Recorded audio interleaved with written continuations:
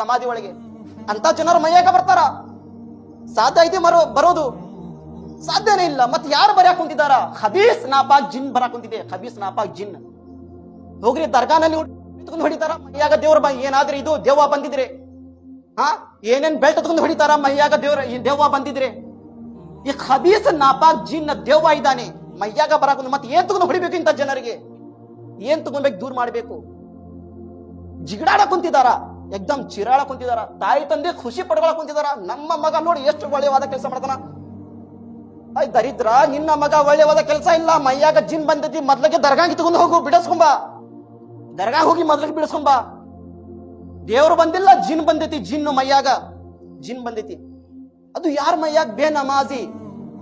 ಬೇನಮಾಜಿ ಹರಾಮಿ ಲಾಲಚಿ, ಒಣಿ ಒಳಗೆ ಹಾಫ್ ಚಡ್ಡಿ ಹಾಕೊಂಡು ಅಡ್ಡಾಡೋರು. ಯಾವಾಗ ನೋಡಿದ್ರು ಗುಸಲ್ ಮಾಡ್ತಿದ್ರು, ಸರಿಯಾಗಿ ನಮಾಜ್ ಮಾಡಂಗಿಲ್ಲ, ವರ್ಷಕ್ಕೊಮ್ಮೆ ನಮಾಜ್ ಮಾಡೋರು. ಅಂತ ಮೈಯಾಗ ಇಮಾಮ್ ಹುಸೇನ್ ಅಂತೆ. ಅಲ್ಲಾ ಕೇಳ್ರಿ, ಇಮಾಮಿ ಹುಸೇನ್ ಅಂತೆ ಅಂತ ಮೈಯಾಗ. ಇಮಾಮಿ ಹುಸೇನ್ ಯಾರು ಇಮಾಮಿ ಹುಸೇನ್? ಅವ್ರ ಕಾಲಿನ ಧೂಳು ಬರಾಬರಿ ನಾವು ಇಲ್ಲ ಇವತ್ತು. ಇಮಾಮಿ ಹುಸೇನ್ ಸ್ವರ್ಗನಲ್ಲಿ ಎಲ್ಲಾ ಯುವಕರಿನ ಸರ್ದಾರು ಹಜರತ್ ಇಮಾಮಿ ಹಸನ್ ಹುಸೇನ್. ಸ್ವರ್ಗನಲ್ಲಿ ಎಲ್ಲಾ ಯುವಕರಿನ ಸರ್ದಾರು. ಪ್ರಪಂಚದ ಎಲ್ಲಾ ಜನರು ಎಷ್ಟಿದ್ದಾರೆ ಸ್ವರ್ಗನಲ್ಲಿ ಎಲ್ಲಾ ಯುವಕರಿನ ಸರ್ದಾರು ಹಜರತ್ ಇಮಾಮಿ ಹಸನ್ ಹುಸೇನ್.